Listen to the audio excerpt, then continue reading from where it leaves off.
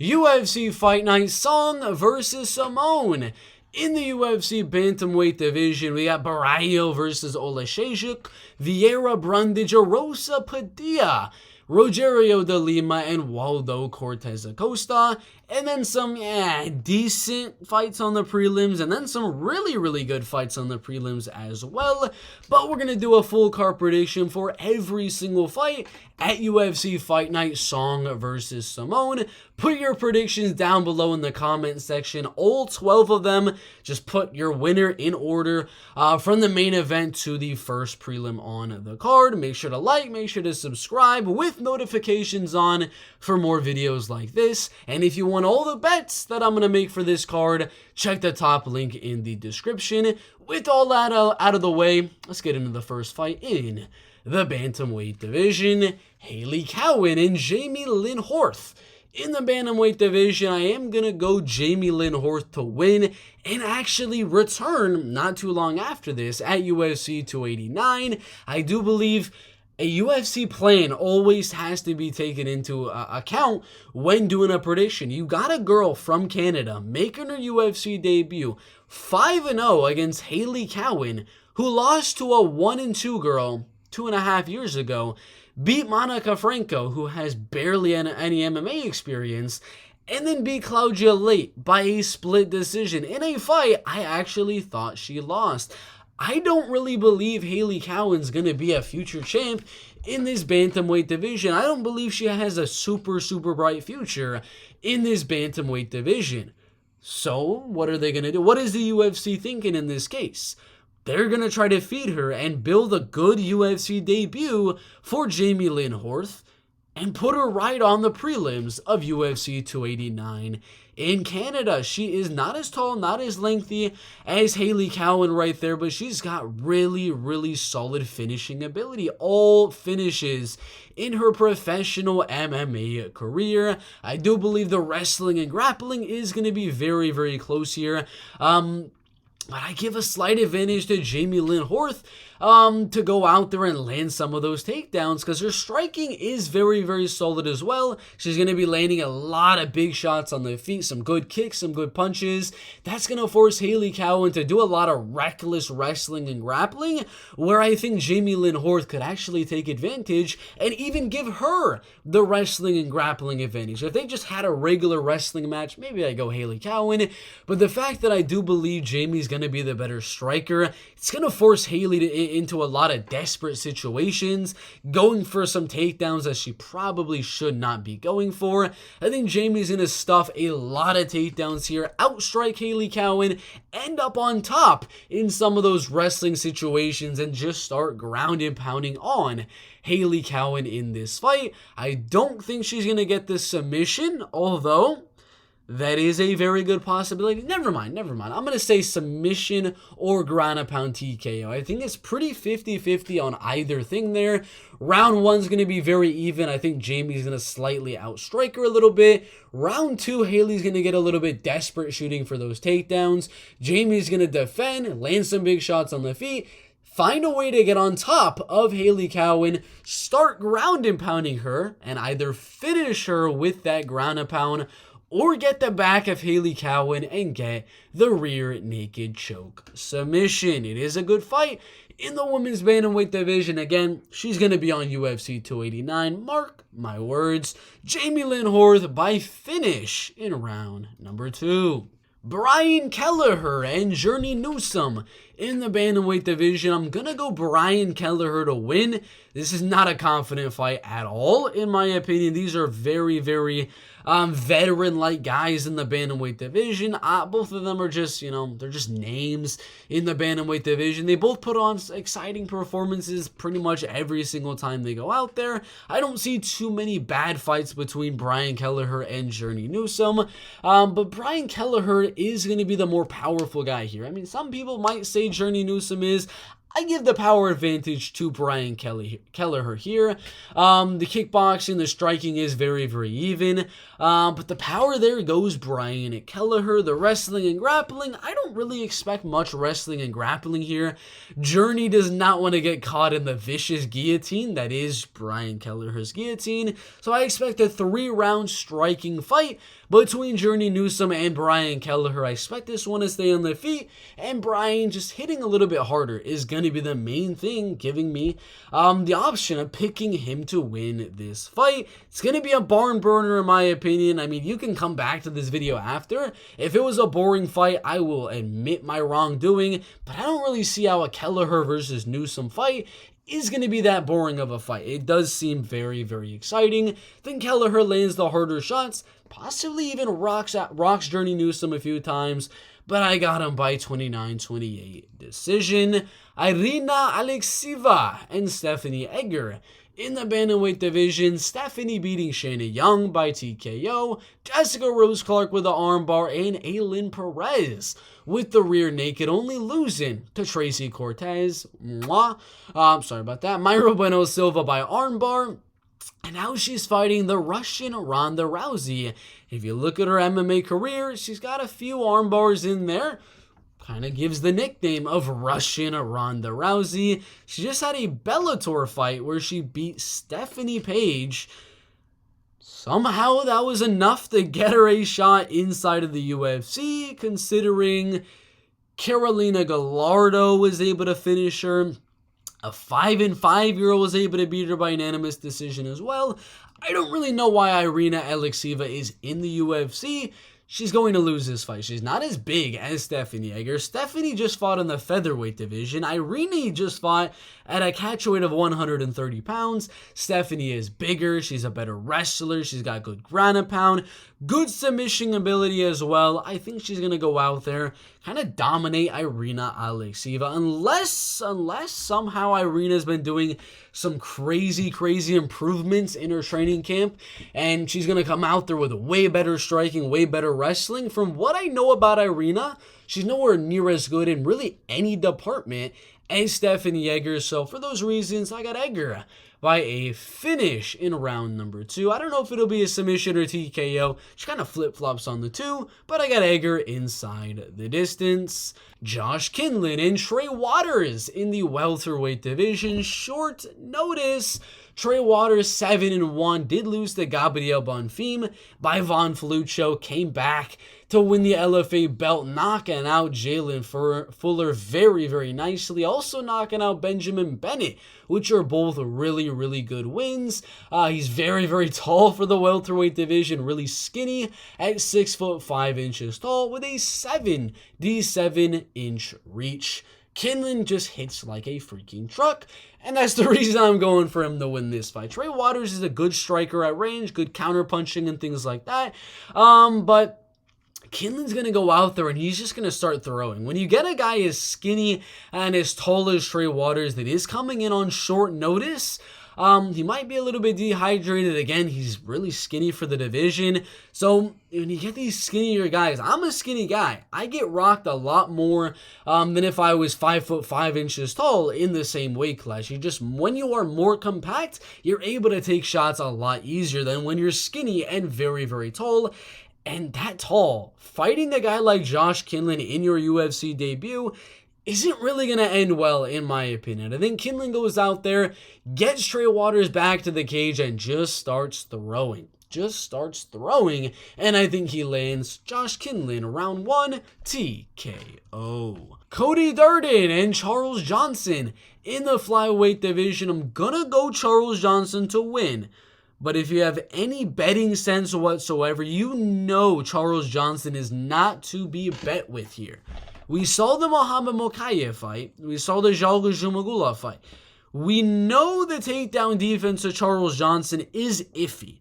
It is really iffy. Cody Durden is a grinder. We know if he gets the takedown, and maybe Johnson's able to get back up, he's going to go for another one. He's going to go for another one after that. He's going to go for another one after that. He just grinds. So there's a good shot he's able to grind to a decision on Charles Johnson in this fight. For that reason, I'm going to say do not money line minus 200 on Charles Johnson. He could get grinded out to a decision, but the prediction that I'm going to be making is going to be Charles Johnson. It's not a confident pick whatsoever. It's a barely slight lean. Once you see the confident picks video, he's going to be a slight lead for sure. He's a better striker. He is taller. He is lengthier by a little bit. Got the better kicking game. It's just about the takedowns. I think he gets up from a lot of them and is able to land the harder shots. Judges are supposed to value the punches and the kicks more than just the takedowns and control. But you never know. I'm not the judges. They could just be like, oh, takedown, control. We're going to give Cody Durden the win. You never know. It's a risky fight to bet, but I got Johnson by decision. Natan, Levy, and Pete Rodriguez in the lightweight division. Natan and Pete are pretty much the same height and reach. Natan is around the prime of his MMA career. He is the better wrestler, the better grappler than Pete Rodriguez, in my opinion. The striking is decently even. It's not like Pete's going to go out there and destroy Natan Levy on the feet. Natan still does have some good kicks in his arsenal, some leg kicks, some body kicks, and a good jab and 1-2 and things like that. But if it was just a regular boxing match, I might favor Pete Rodriguez to win. But the fact that Natan Levy is, for sure, going to be mixing in the wrestling, the grappling, the takedowns, the jiu-jitsu, for sure Natan Levy, I think, will win the fight on the ground. I don't think he finishes Pete Rodriguez. The only guy to do so was Jack Della Maddalena. I agree with Tapology here. I see this one going all the way. Natan using the wrestling, using the grappling to grind for the decision. Martin Buday and Jake Collier in the heavyweight division. I'm going to go Martin Buday to win. I'm not confident at all. I got round 1 going to Jake Collier, outstriking Martin Buday, staying at range, landing the harder shots on the feet, out-volleying him a little bit there. Round number 2, Martin Buday's going to clinch up on Jake Collier and just start bodying. Body shot, body shot, body shot, knees to the body, knees to the body, knees to the body, and he's just going to start to wear on Jake Collier in round number 2. Round number 3, we just saw in the Chris Barnett fight that Jake Collier was kind of gassing a little bit in that fight later on as the fight went, and the fact that Martin Buday really tires out his opponents in the clinch leads me to believe he could be able to do that here as well and win round 2, win round 3, Martin Buday by decision. Waldo, Cortes, Acosta, and Marcos Rogerio de Lima. In the heavyweight division, I got Waldo winning this fight. I don't believe he's going to defend all of the takedowns. But round 1, I think he defends. I think he's going to play a good shot, counter-punching, staying away from Marcos Rogerio de Lima and just popping him, leg kicking him, jabbing him, 1-2 and him, body shotting him over and over and over again. I think he wins round 1. I think Marcos comes back in round number 3 to land a few takedowns of his own, some ground and pound, get close to a submission, and really start to control and come back in round number 3. Round 2 is a 50-50, and I'm going to go Waldo Cortes Acosta very slightly, because he's going to know. He wins round 1, he needs round number 2. If he doesn't win round 2, he's losing the fight. He's going to go for it, defend the takedowns with all of his might, and outstrike Marcos outside on the range. And then round 3, like I said, he's already going to be up 2 rounds. That's my prediction. He doesn't really need to defend the takedowns. He just needs to survive, and he's going to win the fight. Got this fight going all the way. It's one of those where it could easily be a KO early on in the fight. Could be a KO later on in the fight. Could be a Marcos submission in this fight as well. But I got it going all the way. Waldo by decision. Julien Erosa and Fernando Padilla. In the featherweight division, Julien Erosa, I mean, he's been doing solid inside the UFC recently, beating Charles Jourdain, Steven Peterson, that split decision, didn't really age too well, but then he beat Hakeem Dawodu, which was really quite impressive, and then he lost to Alex Caceres, and we know Alex, really tough fighter to kind of prepare for, but now he's fighting Fernando Padilla, similar height, similar reach, a little bit younger in his MMA career. He's got a lot of, a good bright future ahead of him for sure, but I think Julien Erosa is the veteran here. He's got 38 professional MMA fights. That man has been fighting for a very, very long time. I think the striking is going to be very, very even, but Julien, being the veteran that he is, I think he's going to start to control the fight the later on it goes, possibly mix in some wrestling and grappling as well. And I got him winning round 2 and 3, losing round number 1 to win a 29-28 decision on Fernando Padilla. But I think Fernando's still got a bright future, and he could come back later on in his UFC career to go on a good win streak, maybe get in the top 15 later on. He's only 26 years old. Julien Erosa in the UFC debut, a guy that's like right outside of the top 15, that's a huge, huge step up for Fernando.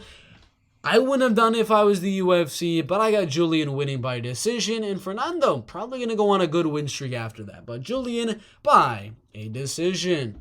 Rodolfo Viera and Cody Brundage in the middleweight division. I've done this prediction before. This is another rescheduling of this fight. I do think Rodolfo is the better volume type of guy than Cody Brundage here. He's going to be laying in the kicks, the jabs, the 1-2s at range, and things like that. His striking has improved a lot since his UFC debut. I mean, the submission skills are obviously there. You know he's got the good jiu-jitsu. His name is the Black Belt Hunter. His cardio is okay. I mean, it was really bad in the Anthony Hernandez fight, but it looked okay in the Dustin Stoltzfus and Chris Curtis fight, in my opinion. Originally, when the first fight got announced, I did have Rodolfo Viera by a decision. I'm going to flip that. I think Cody Brundage actually goes out and wins this fight. I think Rodolfo Viera is not going to have success taking Cody Brundage down very easily in this fight. Cody is a solid wrestler and a solid grappler, in my opinion. Did get knocked out by Mikhail Alekseeva. That dude's just a really good takedown defense type of guy, really good power, a future top 15 guy in this middleweight division, in my opinion. But I think Cody defends the takedowns on Rodolfo Viera and does kind of what he was able to do against Dolce and Trey Shangor, keep the fight standing and just land the harder shots on Rodolfo Viera. Rodolfo landing more volume, Brundage landing those harder shots. Possible third round finish for Cody Brundage if Viera does gas out. But that's going to be the prediction. Third round TKO for Cody Brundage or a unanimous decision. Caio Borralho and Mikhail Alekseeva in the middleweight division. I'm going to go the underdog, Mikhail Alekseeva in the middleweight division. He's younger, not as tall, not as lengthy as Caio Borralho. Caio is going to be the better kicker here. Good front kicks, good leg kicks, and things like that. Is able to get the back on most of his opponents and almost submit them, and things like that. He's got really, really legit jiu-jitsu experience. He trains with Khamzat Chimaev, and his striking is getting better and better and better. But Mikhail Alekseeva, ever since the loss earlier on in his light heavyweight career to Jimmy Crute, his takedown defense has gotten so much better to where he's able to defend pretty much all the takedowns and just make all of his fights striking matches. And he did lose to Dustin Jacoby by a unanimous decision, but Dustin Jacoby's a top 15 light heavyweight and a much better striker than Caio Borralho. And that Dustin Jacoby fight was really close. I think this one goes all the way, but I think Caio has the better striking here. He's going to land more volume and the harder shots on Caio Borralho. When I say more volume, more punches. Obviously, more kicks will be landed by Caio, so he might land more significant strikes, but I think Mikhail defends most of these takedowns and wins this fight by a decision. Ricky Simón and Yadong Song in the bantamweight division. Gonna go Ricky Simón to win. He's not as tall, but he's very lengthy for this bantamweight division. He's gonna be the better wrestler, the better grappler. He's got more experience than the top tier opponents of the bantamweight division. I mean, he's fought the who's who of this entire division. I mean, he beat Merab Dvalishvili in his UFC debut, beat Montel Jackson, who, if you don't know, is on a 6-fight knockdown streak. That is absolutely insane. Beat Ronnie Yaya, did lose to Uriah Faber in a very fluky loss. Lost to Rob Font, we know the man's legit, but did not get finished by Rob Font. Beat Ray Borg, Gaetano Pirello, was able to go out there and beat Brian Kelleher, knock out Rafael Assunção, and submit Jack Shore. I mean, his striking has been looking really, really good recently. Able to rock Jack Shore on the feet, able to knock out Rafael Assunção. The striking has been improving for Ricky Simón recently in the UFC. Is he going to outstrike Yadong Song? No, he's not.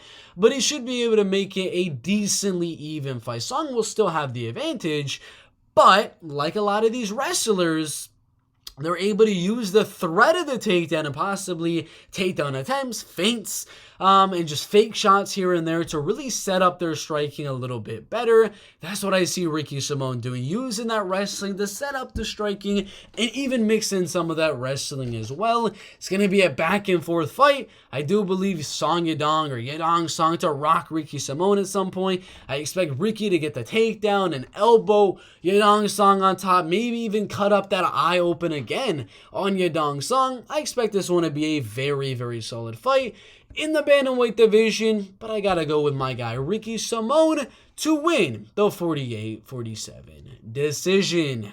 That is the full card prediction for UFC Fight Night. Song versus Simón. I got Ricky Simón winning in the main events. Let's see. He is a slight favorite. I don't know if he'll be the underdog by Fight Night because it was 50-50 odds like less than a few hours ago. So maybe we got an underdog pick in the main event. I don't know. We might have to wait on that one. We do have an underdog, a fairly sizable one at that, in Mikhail Alekseeva, a 4-1, 3-1 underdog right there. We got Cody Brundage, a 3-1 underdog as well. In the middleweight division, we got Waldo Cortes. I got a lot of underdogs on this card for some reason. Waldo Cortes Acosta at plus 137. Julien Erosa as a slight favorite. I got Stephanie Egger at a 3-1 favorite. Martin Buday, another underdog. That is crazy. At minus 105. Was minus 1 or plus 100 earlier today as well. I got Natan Levy at 3-1 odds. Charles Johnson, again, that is not a fight you want to bet, but I do slightly lean Charles Johnson. I got Josh Quinlan winning against Trey Waters. He's at minus 180, so a slight favorite on that fight. I got Brian Kelleher, another slight favorite at minus 135. And Jamey-Lyn Horth at minus 110 as a 50-50 fight. So I got a lot of underdogs. I have... let me do this one more time. We got Martin Buday, that's 1. Waldo, 2. Cody Brundage, 3. Mikhail Alekseeva, that is 4. Possibly Ricky Simón, that could be 5.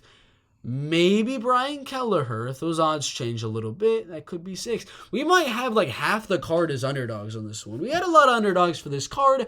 But thank you guys for watching the video. Again, like and subscribe with notifications on for more videos like these. Make sure to go down and put your full card predictions in the comments. And if you want my bets, if you want to support the channel, check the top link down below in the description for all of my UFC and MMA bets, Bellator, PFL, all of the bets that I'm going to be making for a full 30 days. For how much? $2.99 for a full month. That is like, what is that? A few pennies a day? 10 cents a day, I think that is. 10 cents a day for all of my MMA bets. But thank you guys for watching. We'll see you in the next one.